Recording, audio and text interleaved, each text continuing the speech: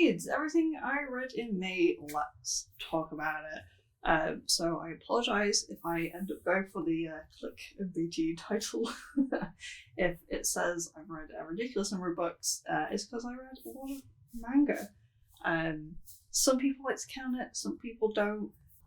So in my book haul video, I mentioned that I purchased the entirety of Maid Sama.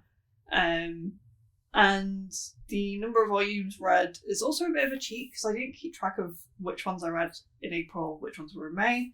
So I'm going to talk about all of them here.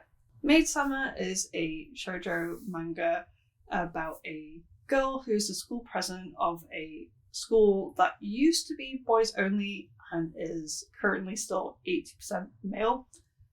And in this male-dominated school, she is fighting to make it better for the girls.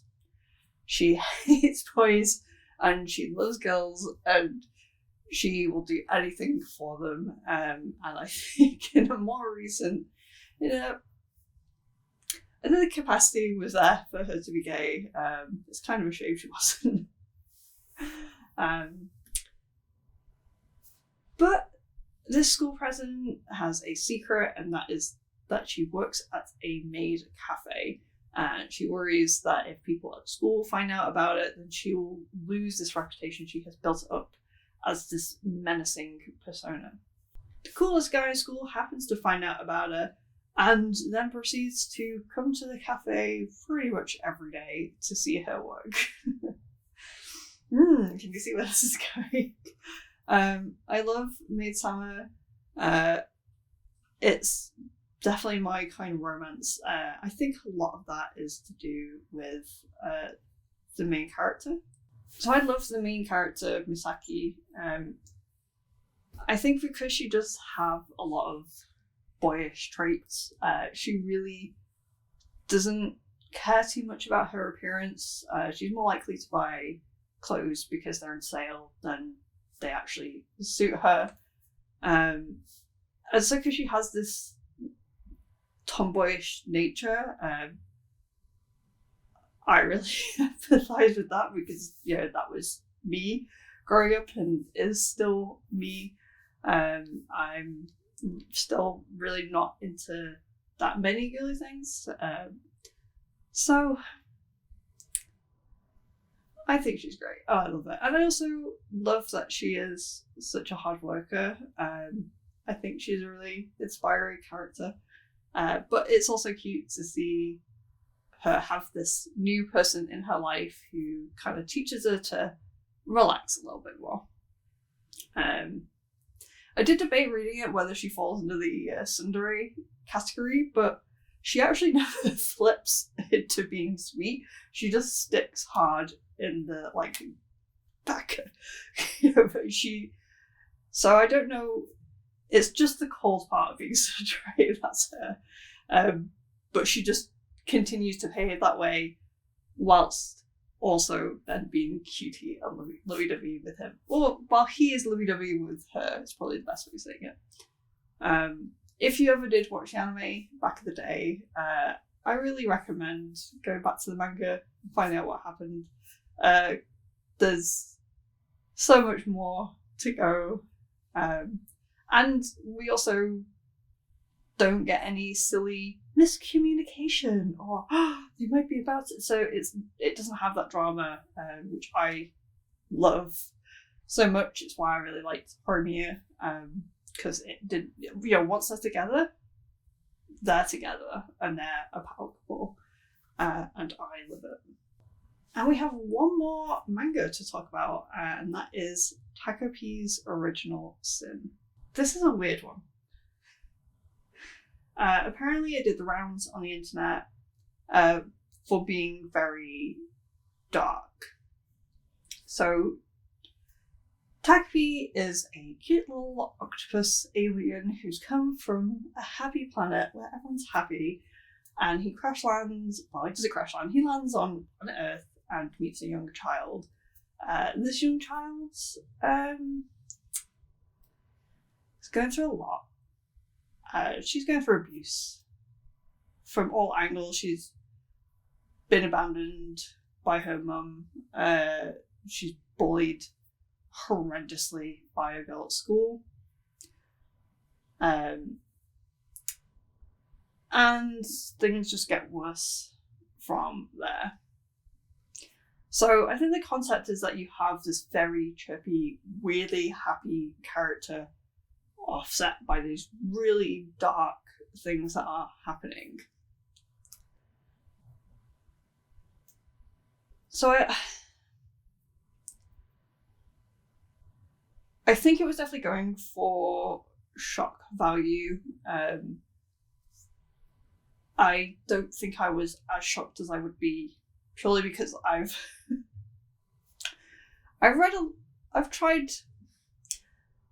dabbled my toes in manga off lists that are like the most disturbing manga you'll ever read. This is so, basically, if you put that on a list, a part of me is going to want to check it out and be grossed out or weirded out.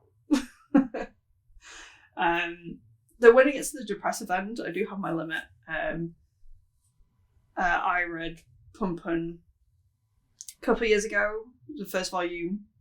It was really good, but I do not want to read any more of that. It is too much.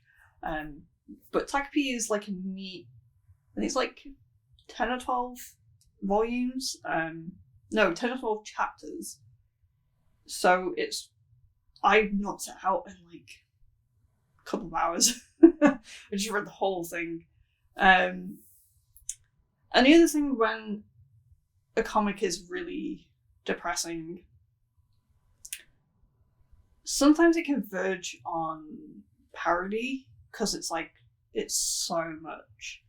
I mean, in this, you've got the main character, but then you also see her bully, and her bully is going through shit that's just as bad from home, hence why she becomes a bully. So it turns out that her dad has either left or is cheating on her mum with the main character's mum. And so that's why she hates her, because she feels like her family has stolen her dad away. And her mum is just like this horrible person to her. She's fine being her. So it was really interesting to very quickly flip and see this other perspective. And then you have this third character that eventually shows up, and you find out that his story's not as dark as theirs, but he's not having a good time because he has all these expectations, because his brother is just like this grade A student who's perfect, but he can't keep up with him.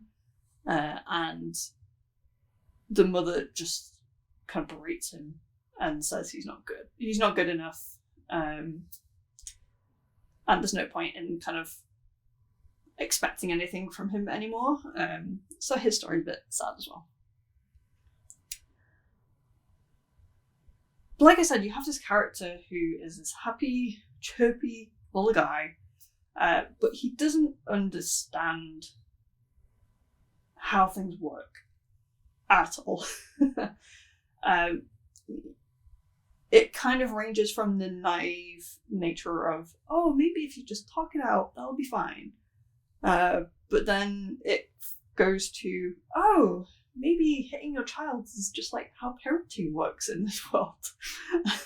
So it kind of leads him to really dark conclusions, but no one around him corrects him because they're all kids going through their own shit. And, the main character especially just has such a skewed idea of the world because she's gone through so much. So yeah, it's really weird having this really cutesy guy then either being a victim of or the one who causes like a lot of harm. Hence the title, Takopi's Original Sin. If you're in the mood for something really dark, check it out. I definitely think it's worth it for the art alone. The detail, especially in the environments, because he shows these like living rooms or kitchens, and just the single panel of this environment tells such a story. There's so many details of, like broken plates or broken windows and, litter everywhere. And the way he draws these like really skinny child characters that just look beaten up permanently. So yeah, I'd recommend it if you're okay being a little bit depressed for a while. So moving on from manga, but sticking with digital reads, I read Legends and Lattes. Wow, that is a contrast. So we go from ultra depressing harsh abuse over to the light and fluffy world of Legends and Lattes by Travis Baldry. I'm sorry if I said that name wrong. This book has been all over the internet, and fairly so. I found it as part of the... Oh, is his name Rob Hayes? I think it's Rob Hayes. He does a monthly collection of what self-pubbed indie books are coming out that month. And I spotted this on there. The cover caught my attention. The concept kept my attention. And I couldn't wait to read it. So this is low stakes fantasy about an orc who packs in her... Is she a mercenary? She packs in her like questing life to settle down and start a coffee shop. So most of the book is her finding someone to help build the place, then hiring someone to help her, getting the coffee machine, introducing people to coffee because this city, they don't know what it is. And then eventually we get a baker of baked goods on the menu, and I love the baker. He is so cute. At one point he invents biscotti, but because there's not a word for it in this fantasy world, they give it its own name, and I won't ruin what the name is, but it is so cute. It's adorable. So there are some stakes in it. There's this kind of threat of, I guess, like this town's mob. They expect businesses to pay a protection fee. That's sort of what's going on. And then there's also a little bit of a threat from one of the people who quested with her. So there is some risk involved. So I think Travis Baldry knew that he couldn't just do the slice of life stuff. He still had to create tension somewhere. So he finds a really good balance. And I also think he was aware that this book couldn't be a 400 or 500 page epic. I think the amount of pages was just the right amount. I think any more, and I'd start to maybe be a little bit bored of the slow nature. But no, it was like the perfect length. It was great. It was chill, really calming, and it's just a nice sweet time. And you fall in love with these characters. Again, I think if you didn't like the characters, then you'd just be really bored. No, thankfully, you really love the main character. Oh, I don't remember their names. I want to say it's in... I keep reading things with like, or consuming things with V names. Vin, by... Is she called Valerie? You really root for this character, and you really adore the people that start to become part of her new world. If you're in the middle of like an epic fantasy series, or you've been reading a lot of dark stuff, have this in your back pocket ready to go for that palate cleanser-y kind of shot of sweetness. Now onto the physical books. I'm going to include Kings of the Wyld because it is the last day of May, and I am that far through, so I'm going to finish this tonight. I'm going to have a whole video about this. Spoiler, didn't like it as much as I hoped, which is why I kind of want to do a video about it. So I'll leave that there. Shadow of a Dead God by Patrick Samphire. So I think this might actually have been on the same list as Legends and Lattes. If not, it would have been one of the previous months. I've found it as part of that newsletter. It was kind of pitched as Ben Aronovich's Rivers of London, but mixed with epic fantasy. I love Rivers of London, so that got my attention. And yeah, that's pretty much what I got. So we follow Mennick Thorne, who is a mage for hire. Typically, mages are part of groups that are overseen by high mages and work for them, and they can be paid a lot, but he's chosen to leave that world and go freelance, which doesn't pay that well. But I quite liked that because it meant that he was a character with morals who didn't like that world and is happy earning less to have the freedom to do what he wants. And he goes with his friend, who is a thief, to acquire something from a high mage's house. When they're there, someone is murdered, and they are blamed for said murder, and then we are put into a story of whodunit. So this book was okay. It was just fine. I think this is trying to do something like Rivers of London is hard, because there's two things you have to do really well when you're in first person and you're writing a book like this. You need to have a character that you really get attached to, and the humour needs to be there. It needs to be on point. And neither of those things were quite there. Basically, I think it showed potential. It was just a little bit below where I wanted it to be.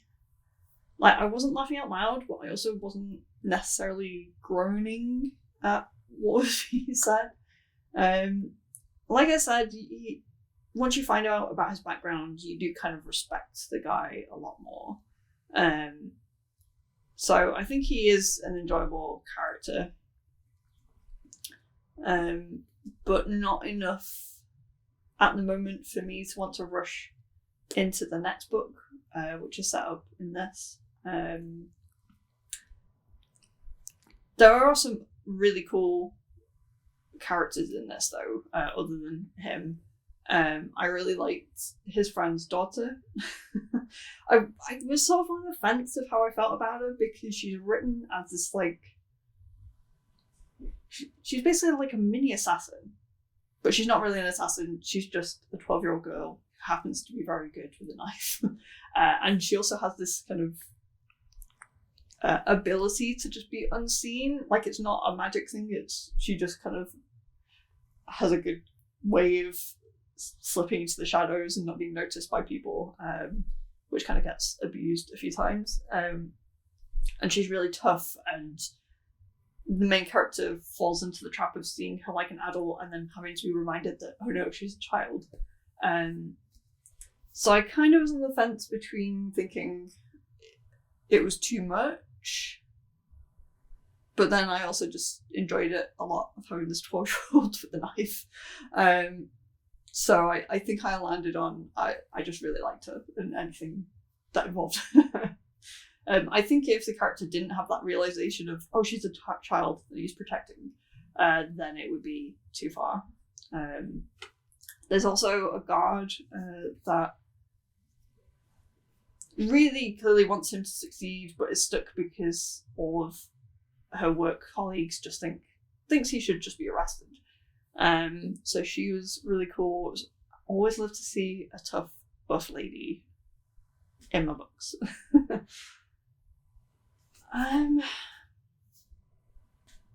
So I might look at some reviews for some of his other books. I don't know whether this was his first or what, because, like I said, I see potential. It might be that in a couple of years that he's like upped his game and actually is on the level of something like Rivers of London. So I don't immediately want to jump into the next book, but I still want to keep my eye out and see where this author goes from here. The Final Empire by Brandon Sanderson. It happened. I did it. I finished Mistborn book 1. I loved it. I loved it so much. It's amazing. If you want to see my thoughts as I read through it, I did a whole vlog as I went through it bit by bit. So I'll just keep the short and say I adored it so much. The whole concept of burning metals to do different things and use different abilities was really cool. And I really loved the character of Vin and seeing her grow throughout the first book as well. And one of the surprises was how much I enjoyed the ballroom scenes. Anytime they made Vin get dressed up and go to a ball, considering earlier in this video I said that I love Maid Sama because the main character is a tomboy. Well, Vin's a tomboy as well, but she actually starts getting into the feeling of being in dresses. And of course, like, the banter that she gets to have with Elland is so good, and I love it. Yes, I've already started book 2, and I can't wait to see where this series goes, because I still have questions. And I want to see what gets answered. Putin's People by Catherine Belton. Oh my god, I've been reading this for months. I mentioned in another video that I really wanted to make headway with it because it's been sat on my shelf for what feels like ages. And I did it. I finally plowed through and got through it. So something I'll say is reading is something you practice. And I think a lot of people don't realise this. So when I started reading this, I could manage about 20 pages at a time, and then I'd feel like I was drifting off. It was a real struggle, but I found that by the end, that count had got up to 30 or 40. Like, still not huge numbers, but like, considering how dense the text is, and how dense the subject matter is, I was quite happy to making that headway each time I sat down to read it. So this book covers the events following the fall of the Soviet Union right up till a couple of years ago. So it doesn't touch, obviously, on the current situation in Ukraine, but it does inform a lot of why that's happening. So my main interest in this is that I followed a lot of documentaries and news stories about how Russia has affected things in the West through social media campaigns. So that's what I was mostly interested in, and that turned out to be actually quite a small chapter in this. In fact, it was like a mention. But maybe that was a good thing, because I'm not learning anything new if I'm just reading about stuff I already know. But this covered so much. Like I said, it was dense. It was really hard to get through, but I'm glad I've read it. It's really informed me in a lot of things I'm just not aware of.